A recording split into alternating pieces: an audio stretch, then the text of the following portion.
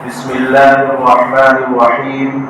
ألم نشرح لك صدرك ووضعنا عنك وزرك الذي أنقض ظهرك ورفعنا لك ذكرك فإن مع العسر يسرا إن مع العسر يسرا فإذا فرغت فانصب وإلى ربك فارغب.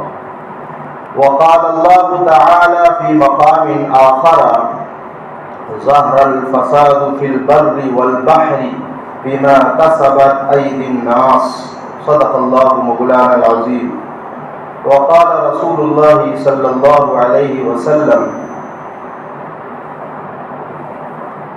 خيركم من تعلم القرآن وعلمه او كما قال صلی اللہ علیہ وسلم. میرے محترم بزرگوں، عزیز ساتھیوں،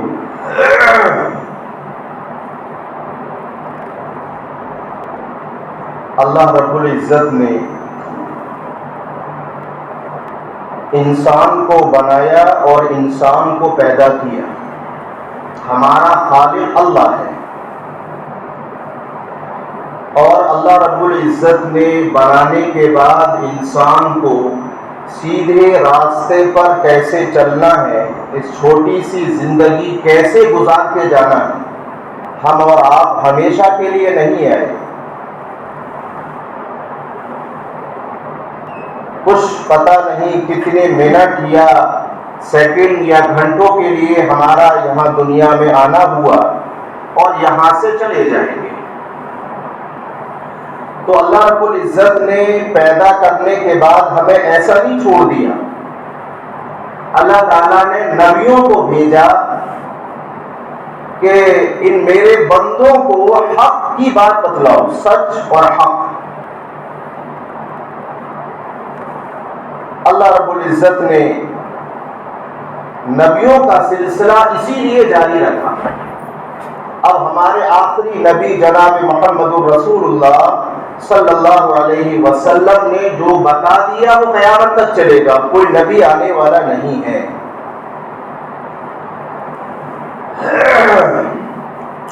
تو جو نبی اکرم جناب محمد الرسول اللہ صلی اللہ علیہ وسلم پر ایمان لانے والا ہے وہ مسلمان ہے. مسلمان کون ہے؟ وہ اللہ کی بھی مانتا ہے اور اللہ کے پیارے رسول جناب علیہ الصلوۃ والسلام کے بتائے ہوئے طریقے کو مانتا ہے. اب اللہ تعالیٰ اپنے مسلمان بندوں کو آزماتا ہے. آج پوری دنیا میں ہم دیکھیں مسلمانوں کے اوپر حالات، دنیا میں کہیں بھی دیکھ لو، حالات سے گھرا ہوا ہے. ظلم و ستم مسلمانوں پر ہو رہا ہے، کوئی بھی ملک ہو. اور یہ بھی یاد رکھو، کسی شاعر نے کہا ہے اسلام کی فطرت میں قدرت نے وہ لچک دی ہے. اسلام کی فطرت میں قدرت نے وہ لچک دی ہے، جتنا ہی دباؤ گے اتنا ہی ابھرے گا. جیسے اسپرنگ ہوتی ہے، اسپرنگ کو جتنا کس سے دباؤ اتنی تیز اوپر کو چھوڑے گی، وہ جمپنگ کرے گی. اسی طرح اسلام ہے. مسلمانوں کو گھبرانے کی ضرورت نہیں ہے کہ آج ہماری عبادت خانے ختم ہو رہے ہیں. ادھر تو نبی علیہ السلام فرما رہے ہیں کہ تم میں سب سے بہتر کون ہے؟ کیا ڈاکٹر ہے، انجینئر ہے، سائنسدان ہے؟ نہیں، میرے اور آپ کے نبی جناب محمد الرسول اللہ صلی اللہ علیہ وسلم نے فرمایا خیرکم من تعلم القرآن وعلمہ. سب سے بہتر وہ ہے جو قرآن سیکھے اور سکھائے. ادھر تو میرے اور آپ کے نبی، نبیوں کے نبی جناب محمد رسول اللہ صلی اللہ علیہ وسلم یہ فرما رہے ہیں، اور دشمنان اسلام قرآن پڑھانے والوں کو مٹانے کی کوشش کر رہا ہے، قرآن مٹانے کی کوشش کر رہا ہے. یہ کیسے ہو سکتا ہے؟ قیامت تک قرآن رہے گا، قرآن پڑھانے والے قیامت تک رہیں گے. اس کو کوئی ختم نہیں کر سکتا. حالات ہیں، آزمائشیں ہیں جو اللہ تعالیٰ اپنے بندوں پر ڈالتا رہتا ہے، اور یہ کوئی نیا نہیں ہے. حضرت آدم علیہ السلام سے چوک ہوئی تھی. حالات ہیں. اللہ تعالیٰ نبیوں پر، نیک بندوں پر اگر حالات اور مصیبتیں آ رہی ہیں تو وہ گناہوں کی وجہ سے نہیں ہے. نبی گناہ نہیں کرتا، نبی معصوم ہوتا ہے. ان کے مقام اور ان کے مرتبے کو بلند کرنے کے لیے اللہ حالات ڈالتا ہے. آدم علیہ السلام کو جب اللہ نے دنیا میں بھیجا، ایک چوک ہو گئی اور اس کے بعد آدم علیہ السلام اتنا روئے ہیں. حدیث شریف میں آتا ہے آدم علیہ السلام کا رونا ایک جگہ کر دیا جائے اور قیامت تک اللہ کے بندے جتنا روئیں گے آدم علیہ السلام کا رونا بڑھ جائے.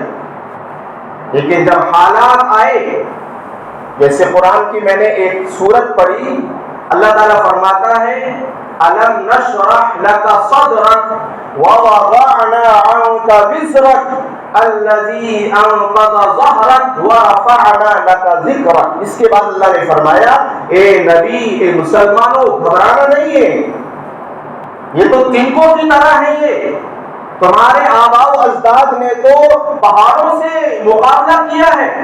فَإِنَّ مَعَ الْعُسْرِ، عین کے ساتھ اللہ نے فرمایا، دو بار فرمایا فَإِنَّ مَعَ الْعُسْرِ يُسْرًا. تنگی اور حالات کے بعد آسانی آئے گی، گھبراؤ نہیں.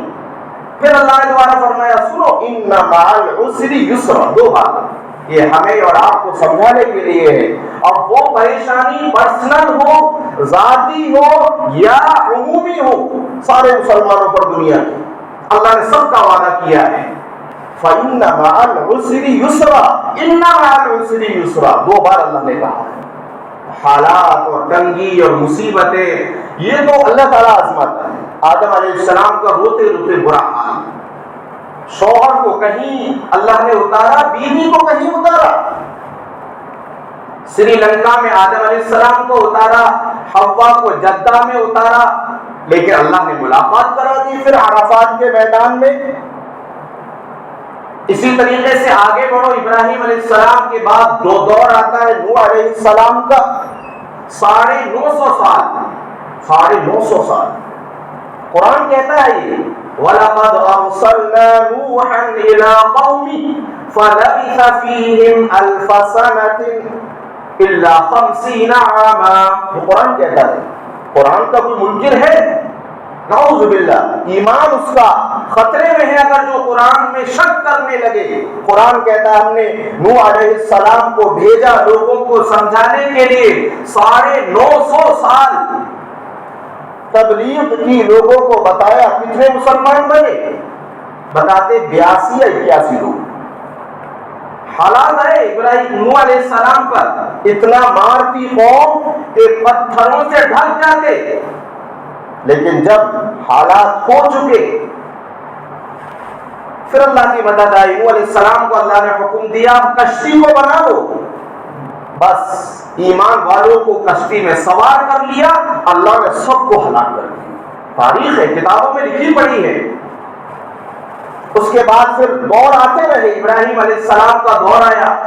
وہ نمرود جو دنیا کا بادشاہ تھا، اس نے ابراہیم علیہ السلام پر ظلم و ستم کے پہاڑ ڈالنے شروع کر دیے، حتیٰ کہ ابراہیم علیہ السلام کو آگ میں ڈالا گیا.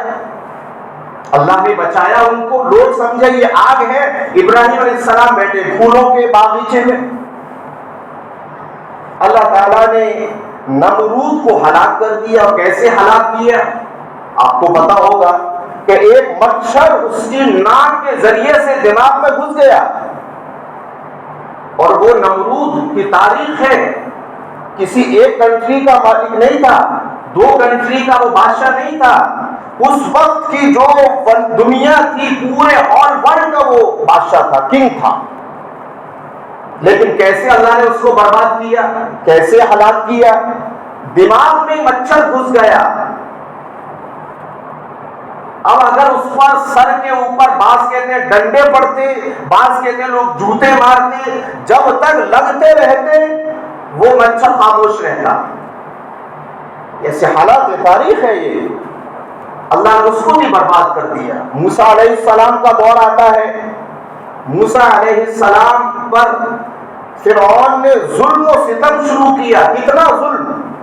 سورہ قصص پارہ نمبر 20 پڑھو، اللہ خود کہتا جس کو اللہ کہے یذبحوا ابناءہم ویستحیی نساءہم، وہ بیٹوں کو ذبح کر دیتا تھا. جس کو اللہ کہے ذبح کرنا، بیٹا پیدا ہوا بلا کر لاؤ اور گردن پر چھری چلا دی، ختم. اتنا ظلم کرتا تھا. لیکن جب ظلم کا بھرا بھر گیا، ظالم نے اپنی حد پار کر دی، اب اسی سمندر میں موسیٰ علیہ السلام کو اللہ نے نکال دیا، اور جب فرعون بیچ میں گیا اللہ نے ملا دیا، وہ غرق ہو کر ڈوب گیا. اور قرآن تو یہ کہتا ہے کہ آج بھی اس کی باڈی موجود ہے. لوگ دیکھتے ہیں، بہت سے مسلمان ہوتے ہیں کہ قرآن کا کہنا حق اور سچ ہے. اللہ نے خود کہا فَالْيَوْمَ نُنَجِّيكَ بِبَدَنِكَ، اے فرعون تیری باڈی کو ہم سیو اور محفوظ رکھیں گے قیامت تک. کیوں؟ لِتَكُونَ لِمَنْ خَلْفَكَ آیَةً، تاکہ آنے والی نسلوں کو پتہ چلے کہ ظالم کا ظلم کبھی چلتا نہیں ہے. ایسے یہ حالات ہمارے نبی پر بھی آئے، حالات اور مصیبتیں نبی علیہ السلام پر آئے. شیعہ ابی طالب ایسے حالات ہمارے نبی جناب محمد رسول اللہ صلی اللہ علیہ وسلم پر آئے کہ 3 سال تک الگ ایک میدان میں ڈال دیا دشمنوں نے، اور صحابہ نے وہاں اپنے لیدر کے موزوں کو اتار اتار کر پانی میں ابال کر کھایا ہے. ایسے حالات آئے. لیکن قرآن کہتا ہے مسلمانوں، جس نے کلمہ پڑھا ہے، جو مسلمان ہے، اس کو 2 کام کرنے ہیں. ان الذین قالوا ربنا اللہ ثم استقاموا. اصل مسئلہ یہ ہے، ہم نے کلمہ تو پڑھ لیا، ہم مسلمان تو بن گئے، لیکن اللہ تعالیٰ نے جو ہم سے وعدے کیے اس میں سب سے پہلے چیز ہے توبہ اور استغفار، اور تنہائی میں اللہ کے سامنے رونا. یہ ختم ہو گیا. حالات اور مصیبتیں، اللہ تعالیٰ اسباب کا محتاج نہیں ہے. اللہ بغیر اسباب کے کرنے پر قادر ہے. بظاہر کوئی چیز نظر نہیں آ رہی، لیکن اللہ تعالیٰ قادر ہے. مریم علیہ السلام جن کے بطن اور پیٹ سے اللہ نے عیسیٰ علیہ السلام کو پیدا کیا، بغیر مرد کے اللہ قادر ہے دنیا میں. مریم علیہ السلام جب اپنے حجرے میں رہتی تھی، قرآن کہتا ہے زکریا علیہ السلام جب کھانا ایک بار لے کر آ رہے ہیں، اس سے پہلے کھانا رکھا ہوا ہے. پوچھا زکریا نے کہاں سے لائی ہے؟ قالت هو من عند اللہ، یہ اللہ نے بھیجا ہے. تو حالات اور مصیبتیں یہ آئیں گے، لیکن اس کے لیے ہمیں 2 چیزیں کرنی ہیں. سب سے پہلے اللہ نے کہا کہ استغفار کرو. استغفار کے معنی ہے کہ توبہ کریں. توبہ کا مطلب، استغفار کے معنی معافی مانگنا. قرآن کہتا ہے وَمَا كَانَ اللَّهُ مُعَذِّبَهُمْ وَهُمْ يَسْتَغْفِرُونَ. اے مسلمانوں، اللہ تمہیں عذاب نہیں دے گا اگر تم استغفار کرتے رہو گے. استغفار کا مطلب صرف تسبیح لے کر، تسبیح پڑھنا نہیں ہے، یہ بھی یاد رکھو. تسبیح پڑھ لیا آپ نے 1000 استغفار کی، پھر گھر جا کر وہی ظلم و ستم، وہی دکانوں پر کم تولنا، وہی عدالتوں میں جھوٹی گواہی دینا، وہی لوگوں کی زمین اور دبانا، قرض کو نہ دینا. یہ تو توبہ استغفار نہیں ہے، یہ تو ڈھونگ بازی ہے کہ تسبیح لے کر نکل رہا ہے، چور کی شکل میں نمازی ہے، یہ ڈاکو کی شکل میں نمازی ہے. یہ اللہ تعالیٰ یہ اس سے حالات نہیں بدلتے. حالات بدلتے ہیں اندر سے. توبہ استغفار کریں کہ میں نے بہت لوگوں کو ستایا، گھر میں ستایا، باہر ستایا، کسی کا حق دبایا، کم تولا، جھوٹ بولا، میں نے دھوکے باز، بہت ساری گناہ ہیں، ان سب سے توبہ کریں. मजमूई तौबा करे, अकेले में तौबा करे, एक ये करे, अपने गुनाहों को छोड़े,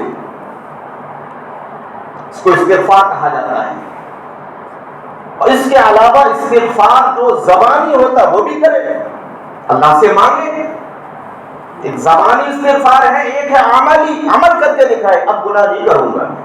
ये मुसलमान अगर करने लगेंगे तो अल्लाह दुश्मनों को ज़ेल कर देगा, उनको बर्बाद कर देगा, ज़ालिमों को खत्म कर देगा।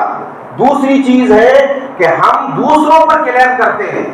अल्लाह कुरान में कहता है हालात जो आते हैं वो तुम्हारे करतूतों की वजह से आते हैं। वमा असाबकुम मिन मुसीबतिन, अल्लाह कहता है फबिमा कसबत अयदीकुम, लेकिन उसकी शक्ल ये है कि हम दूसरों को कहते हैं, दूसरों पर क्लेम करते हैं कि वो जुल्म कर रहा है, मैं कर रहा हूं या नहीं। उलमा ने कहा दो चीजों का एहतमाम करो, एक इस्तिग़फ़ार अमली करो, इस्तिग़फ़ार ज़बानी करो, और अपने अंदर झांको, क्लेम अपने अंदर करो। कोई कहता है मेरे बाप ने मेरे साथ ये किया, मेरी माँ ने मेरे साथ ये किया, मेरे भाई ने मेरे साथ ये किया, पड़ोसी ने ये किया, नहीं नहीं, तुम देखो तुम क्या कर रहे हो। तो ये दो चीजें उलमा ने बतलाई हैं। ऐसे हालात में दो चीजों का एहतमाम करो, इस्तिग़फ़ार करो और अपने दिल में झांक कर अल्लाह से माफी मांगो। अल्लाह ताला पर की तौफीक।